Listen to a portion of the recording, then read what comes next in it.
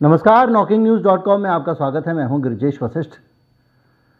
हमारे देश में जो कुछ चल रहा है, इसमें अमेरिका की क्या भूमिका है, आने वाले समय में अमेरिका की कुछ आर्थिक नीतियां भारत को कैसे नुकसान पहुंचा सकती हैं, जो बैंक डूबा है सिलिकॉन वैली बैंक, उसके डूबने से भारत के ऊपर क्या असर पड़ेगा और ये भारत के मामले में किस चीज़ का संकेत है, इन सारी चीज़ों को जानने की कोशिश करेंगे। ये भी समझने की कोशिश करेंगे कि ये सिलिकॉन वैली बैंक जो डूबा है,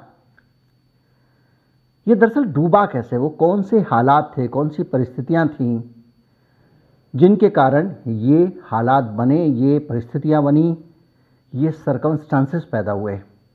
कहीं मत जाइए, चैनल को सब्सक्राइब कर लीजिए, बहुत इन्फॉर्मेटिव वीडियो होने वाला है। और जो लोग अडानी के बारे में खबरें सुनने में यकीन रखते हैं, उनके लिए भी इसमें बहुत सी जानकारी है। मैं अभी आया।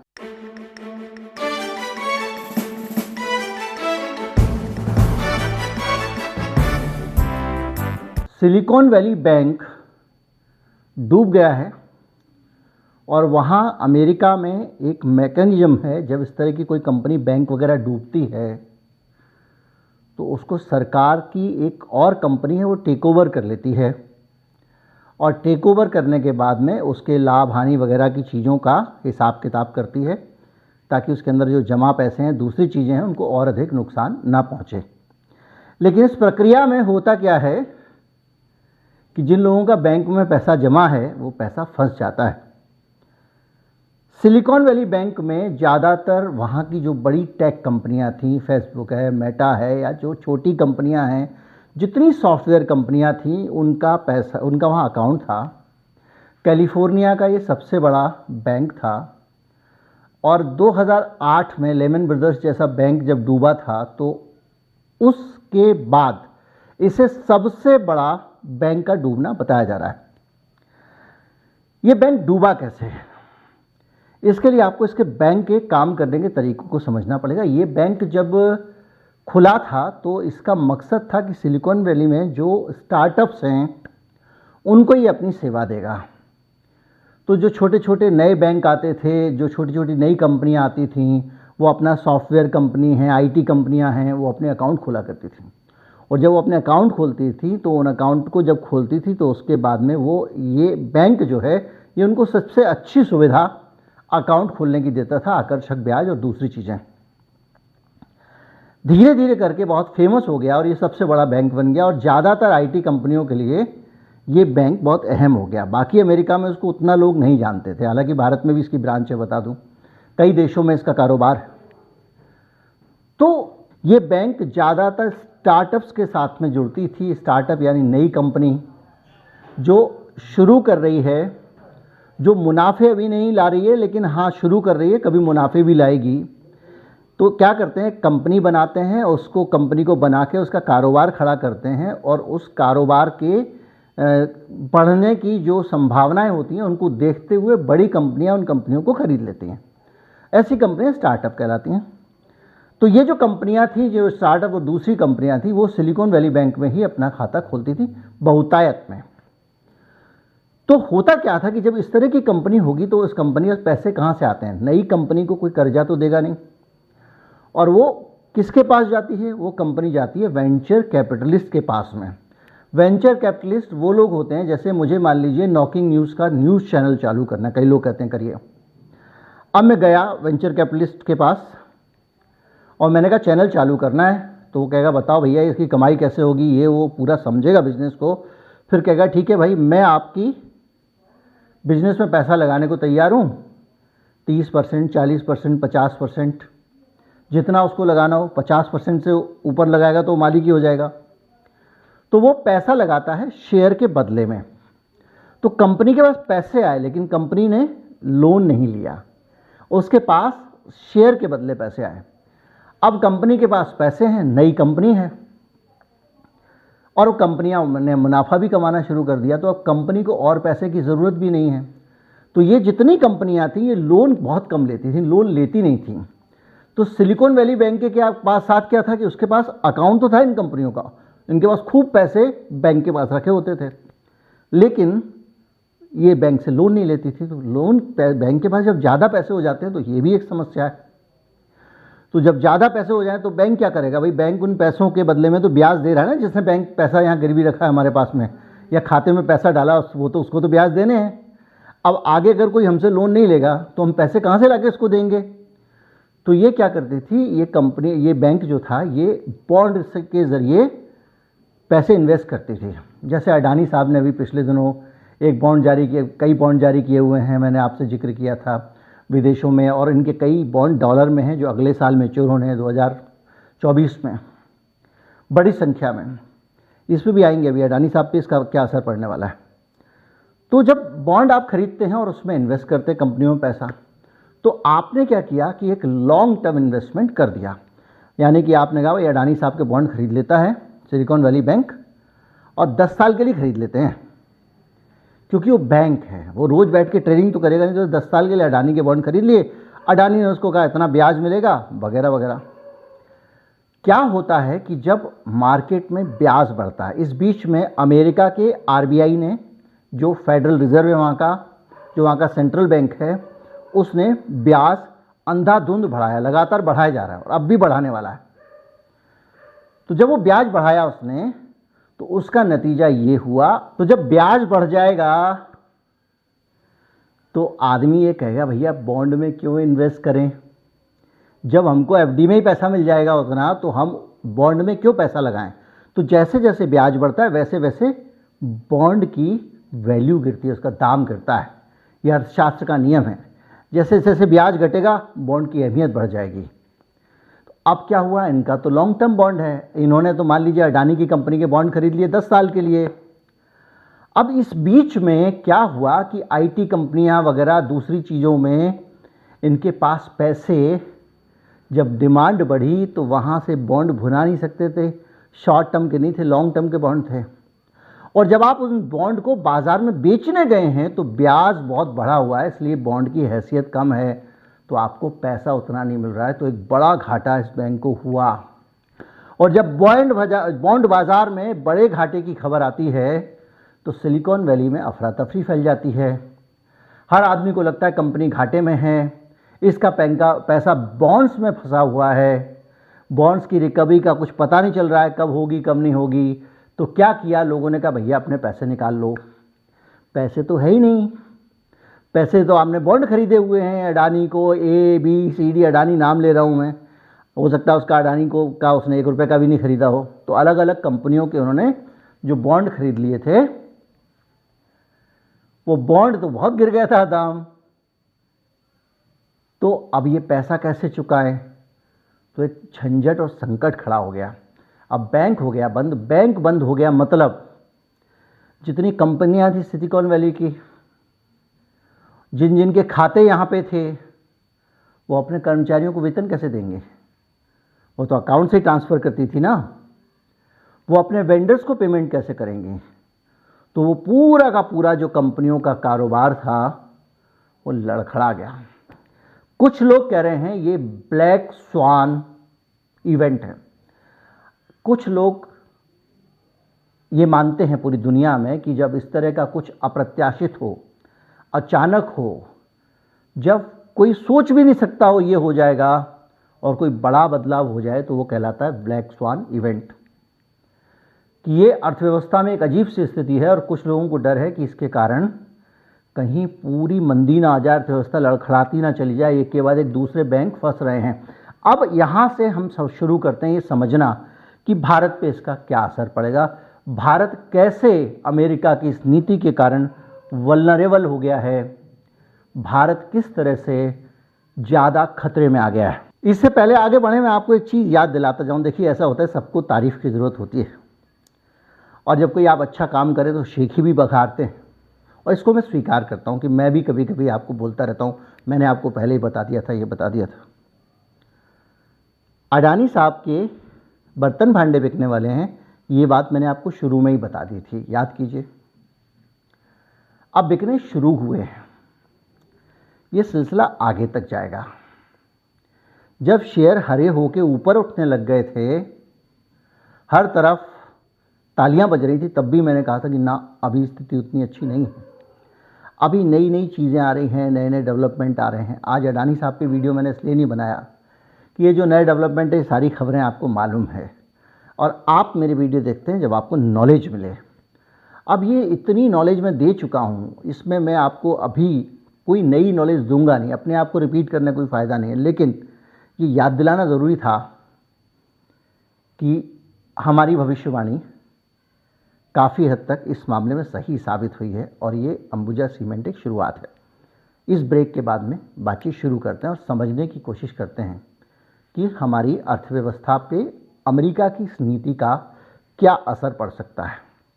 बहुत गरिष्ठ टाइप का ये अर्थशास्त्रीय विषय है।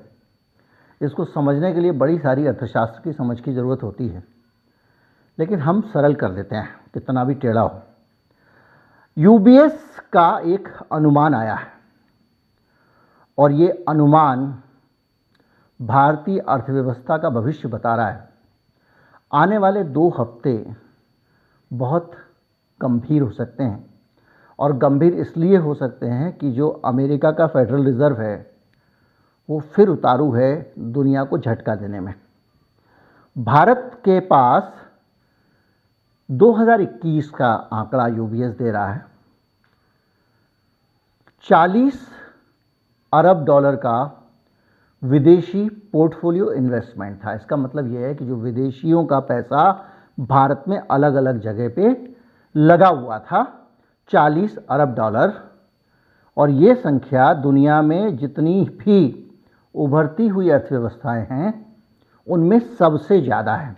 यानी सरल तरीके से समझें तो भारत में विदेशियों का बहुत पैसा यहाँ पे इन्वेस्टेड है और अमेरिकी ब्याज दरों में अगर 100 बेसिस पॉइंट की वृद्धि होती है, यानी 1% की वृद्धि होती है,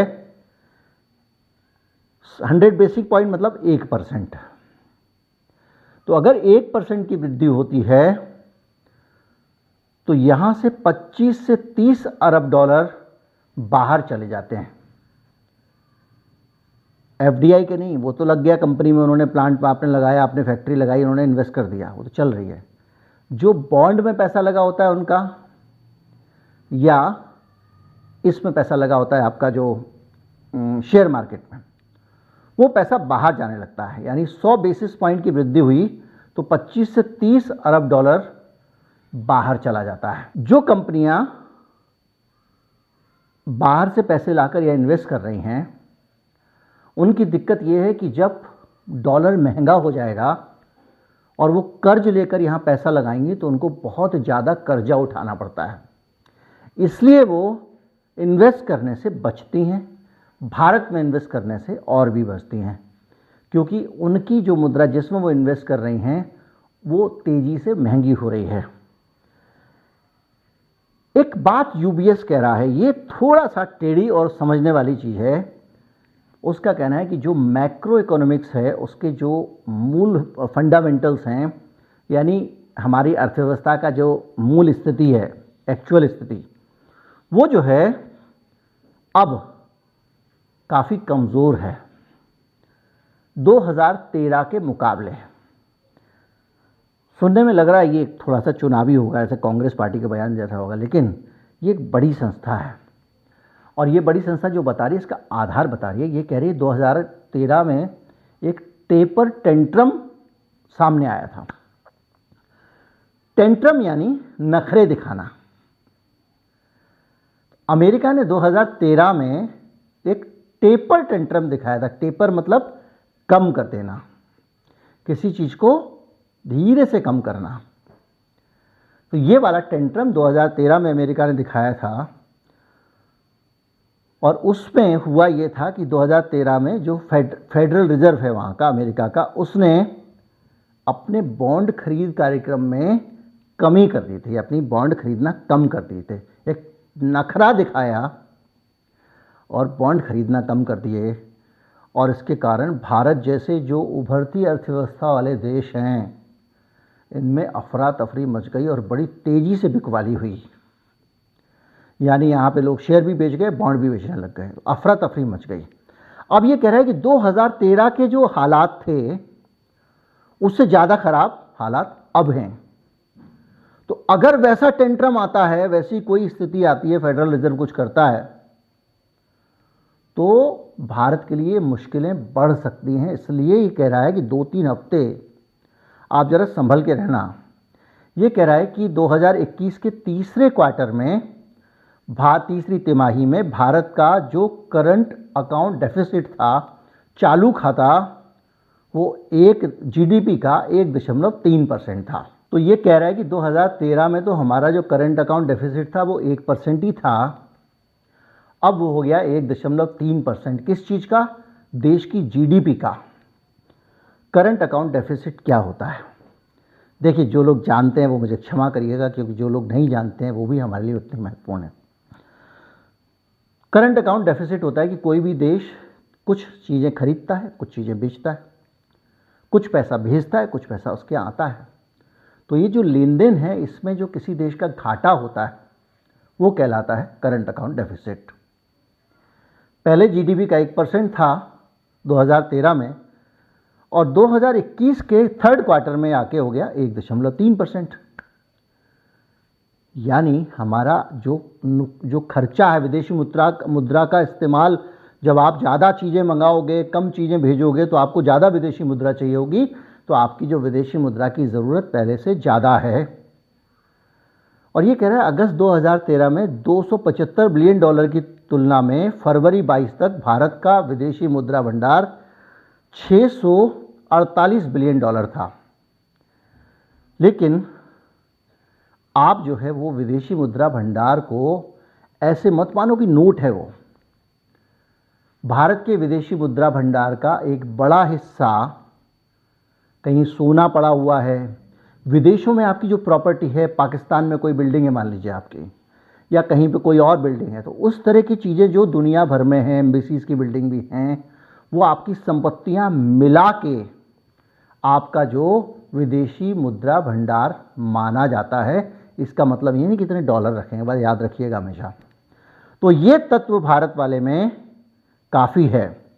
अब ये यूबीएस जो कह रहा है कि भारत का जो विदेशी मुद्रा भंडार है $648 बिलियन का, ये काफ़ी नहीं है। इस विदेशी मुद्रा भंडार से अगर वो अमेरिकन फेड ब्याज बढ़ाता है, और जैसा मैंने शुरू में आपको आंकड़ा बताया, लोग यहाँ से पैसे ले जाना शुरू करते हैं, जिसका डर बढ़ गया है, क्योंकि जैसे जैसे हर 1% बढ़ने पे एक बड़ा अमाउंट यहाँ से चला जाता है। ये कैलकुलेशन है। तो वो जो चीज़ है उसके कारण आपके पास में देश इतना विदेशी मुद्रा भंडार नहीं है कि आप डॉलर को मैनेज कर सको। इसलिए यूबीएस का कहना है कि ऐसी हालत में इसको ऑफसेट करने के लिए आपके पास पर्याप्त विदेशी मुद्रा भंडार नहीं है। अगर जो पैसा आ रहा है बाहर से, इन्वेस्टमेंट लेके चले गए। अब एक उदाहरण मैं आपको अडानी वाला दे रहा था, मैंने आपको कहा था कि है, अडानी साहब को अगले साल अरबों डॉलर का डॉलर में पेमेंट कर, डॉलर में जो बॉन्ड्स हैं उसका पेमेंट करना है, मैच्योर हो रहे हैं, डॉलर में भुगतान करना पड़ेगा। वो पैसे डॉलर कहाँ से आएंगे? या तो वो डॉलर में बाहर से कमाई कर ले, लेकिन भारत से अगर पैसा भेजा जाएगा तो रुपए से डॉलर में कन्वर्ट होगा, जाहिर बात है हमारा विदेशी मुद्रा भंडार कम होगा। यूबीएस कहता है कि इस 2013 की स्थिति में जो हमारा खजाना है, जिसको कहते हैं राजकोष, उसकी स्थिति कमज़ोर है, और जीडीपी अनुपात में व्यापक राजकोषीय घाटा है। मतलब जीडीपी के मुकाबले जो परसेंटेज होता है वो हमारे राजकोषीय घाटे का, यानी राजकोषीय घाटा क्या हुआ? सरकार की कमाई, देश की, किसी देश की कमाई और देश का खर्चा, उसके अंदर जो राजकोषीय जो घाटा होगा वो राजकोषीय घाटा है, फिस्कल डेफिसिट। तो जो राजकोषीय घाटा है वो बड़ा है 2013 के मुकाबले। 2013 से इसलिए तुलना कर रहा है कि तब भी फेड ने हमको झटका दिया था, टेंट्रम, याद कीजिए, टेपर टेंट्रम। दूसरा ये कह रहा है लोन भी बहुत ले लिया। आप देखिए फिर अडानी जी आ गए, भारत के ऊपर विदेशी कर्जा बहुत बढ़ गया है। अडानी जी ही नहीं आए हैं, आपने कोरोना के नाम पे पैसा लिया, आपने गंगा में स्टीमर चलाने के लिए पैसा लिया, आप हर चीज़ के लिए पैसा ले रहे हो। कर्ज में भारत दबता चला जा रहा है और जीडीपी के मुकाबले जो परसेंटेज होता है लोन का, वो भारत का वित्त वर्ष 21 में 89.3% था, जबकि वित्त वर्ष 13 में ये सिर्फ 66.1% था। यानी 10 साल में ये 66% से 89% हो गया है। यानी आपके ऊपर विदेशी कर्ज बहुत तेजी से बढ़ा है। ये आंकड़ा जो मैं आपको बता रहा हूँ, ये भारत सरकार का आंकड़ा है। हालांकि कुछ एनालिसिस आए हैं, मैंने भी अपने वीडियो में बनाया कि हम 100% से ऊपर हैं, क्योंकि राज्य सरकारों का जो कर्जा है वो इसमें शामिल नहीं है। अलग अलग जगहों पे राज्य सरकारों ने अपने छोटे छोटे एसेट गिरवी रख के कर्जा लिया हुआ है। कई जगहों पे लोगों ने कचहरियाँ गिरवी रख के सरकारों ने पैसा लिया हुआ है। कई तरह से पैसे लिए हैं सरकारों ने, राज्य सरकारों ने भी। और वो सारा अगर मिला लिया जाए तो भारत की सरकार के ऊपर जो जीडीपी है हिंदुस्तान की, और उसके अनुपात में 100% के आसपास है। आप याद कीजिए, जब श्रीलंका की हालत ख़राब हुई थी तो क्या हुआ था? श्रीलंका की हालत ख़राब हुई थी तो यही हुआ था कि जो उनका विदेशी लोन है वो जीडीपी के मुकाबले 100 से भी बहुत ऊपर चला गया था। जब लोन होगा ज़्यादा, उत्पादन होगा कम, लोन चुकाना पड़ेगा आपको डॉलर में, और जब उत्पादन नहीं होगा तो डॉलर कमा के भारत में आएंगे नहीं, अपने देश में आएंगे नहीं, श्रीलंका या कोई भी देश हो। तो जब पैसा देश में आएगा नहीं डॉलर में, और डॉलर की किस्तें आपको ब्याज तो चुकानी पड़ेगा, कर्जा आपने खोपड़ी पे ले रखा है। ऋणम कृत्वा घृतम पिबेत। अब अमेरिका से तुलना मत करना। लोग कहते हैं अमेरिका का बहुत कर्जा है। भैया, जिस आदमी की कमाई मोटी मोटी है वो जितना चाहे कर्जा ले ले,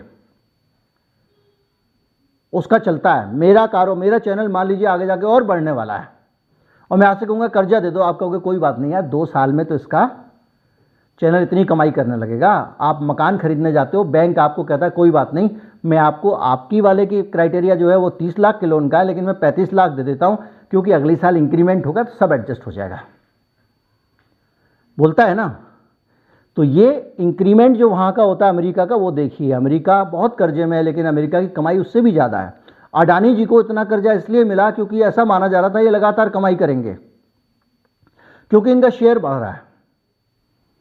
अब ये अलग बात है कि खोखला निकला। बहरहाल हम वापस देश पे आते हैं, तो हमारा जो 66% कर्जा था वो 89% हो गया है 2013 के मुकाबले। तो ये कह रहा है कि ये थोड़ा सा गड़बड़ मामला नहीं है। और इसके साथ साथ ये कह रहा है, तो अब 2021 का भारत का देखें राजकोषीय घाटा, तो मैंने बताया कि किस तरह से उसके मुकाबले स्थिति कमज़ोर है। ये फिगर है, जीडीपी का 6.8% था जो फिस्कल डेफिसिट है 21 में, और उसके मुकाबले अगर 13 से उसका मुकाबला करो तो 13 में 4.4% ही था। जो 4.4% राजकोषीय घाटा था वो आपका बढ़ के हो गया 6.8%। अब ये जितने घाटे के सौदे आप देख रहे हैं सामने, इन सब का कनेक्शन एक ही चीज से है। आपका व्यापार घाटा है, करंट चालू खाता घाटा जो भी कहें, करंट अकाउंट डेफिसिट, इंपोर्ट और एक्सपोर्ट के बीच का वाला, उसका भी कनेक्शन किससे है? विदेशी मुद्रा से है। ये जो घाटा है जीडीपी का और कर्ज का रेशियो, इसका भी विदेशी मुद्रा से संबंध है। तो ये जितनी भी चीज़ें हैं, ये सब चीज़ें जाके एक जगह टिक रही हैं, और वो जगह ये है कि भारत के पास में विदेशी मुद्रा विदेशी मुद्रा भंडार भी कम है, क्योंकि भंडार तो है लेकिन उसमें आपका संपत्तियां, गोल्ड वोल्ड, बाकी चीज़ें हैं, सीधे डॉलर नहीं हैं। और ये कह रहा है कि साथ साथ कि आप उसको मैनेज करने जितना आपके पास विदेशी मुद्रा भंडार नहीं है। तो कुल मिला के अब अगर डॉलर बढ़ता है, अब अगर डॉलर भारत को झटका देता है,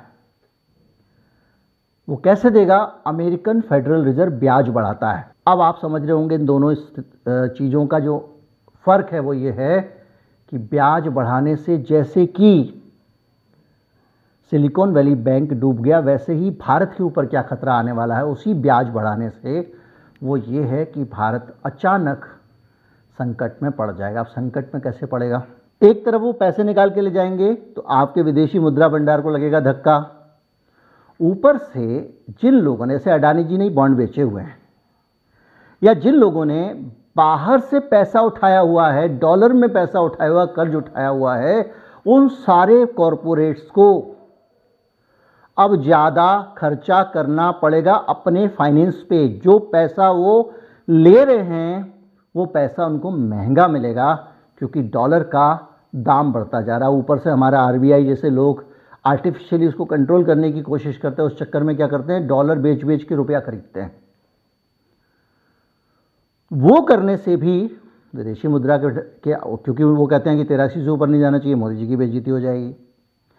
तो सारी चीज़ें मिला के एक जगह जाके टिक जा रही हैं। और वो चीज़ ये है कि अमेरिका ये जो ब्याज बढ़ा रहा है, सिर्फ ब्याज नहीं बढ़ा रहा है, ये दुनिया को, पूरी दुनिया को नुकसान पहुंचाने के मिशन पे निकला हुआ है।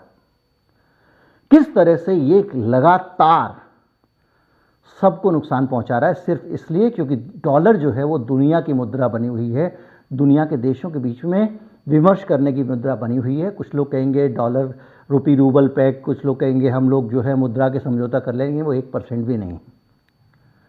मेजर डोमिनेंस अमेरिका की इस तरह से है, और वो अमेरिका अपने डॉलर को महंगा करता जा रहा है। तो इन सारी चीज़ों से ये जो खतरा दिख रहा है वो ये दिख रहा है कि आने वाले 1 महीने के अंदर कहीं कोई बड़ी और बुरी खबर, ब्लैक स्वान इवेंट भारत की ज़िंदगी में ना आ जाए, जैसा कि दूसरी जगहों पर आ रहा है।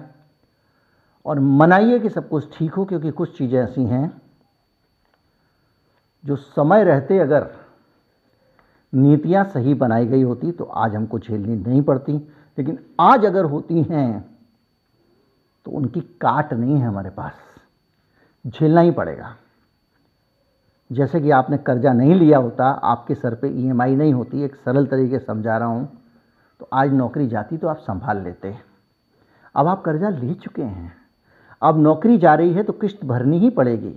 अब ये आप जानो कैसे भरोगे। बहरहाल ऊपर वाले से मनाइए कि फेडरल रिजर्व थोड़ा सा ब्याज बढ़ाने के मामले में रुक जाए, क्योंकि सिर्फ वहीं ब्याज नहीं बढ़ रहा है, यहाँ पे भी पैसा महंगा हो रहा है। पैसा महंगा हो रहा है तो कारोबारी को पैसा महंगा मिल रहा है, कारोबारी को पैसा महंगा मिल रहा है तो कारोबारी चीज़ों को महंगा बेच रहा है, और उसको कवर करने के लिए लोगों को नौकरी से निकाल रहा है। क्योंकि अगर आप पैसा महंगा लाएंगे अपना कारोबार चलाने के लिए, अपनी फैक्ट्री के रॉ मटेरियल के लिए, दूसरी चीज़ों के लिए, तो प्रोडक्ट की लागत बढ़ेगी। प्रोडक्ट को मार्केट में कम्पिटिटिव रखने के लिए आपको खर्चे कम करने पड़ेंगे, तो 4 आदमी भी निकाल दोगे आप। इसलिए ये दुष्ट देश जो है ना, वो कई तरह से भारत पे मार कर रहा है। उम्मीद करता हूँ वीडियो आपको अच्छा लगा होगा। अच्छा लगा हो तो ज़्यादा से ज़्यादा लोगों तक पहुँचाएं, चैनल को सब्सक्राइब कर लें। नमस्कार, जय हिंद।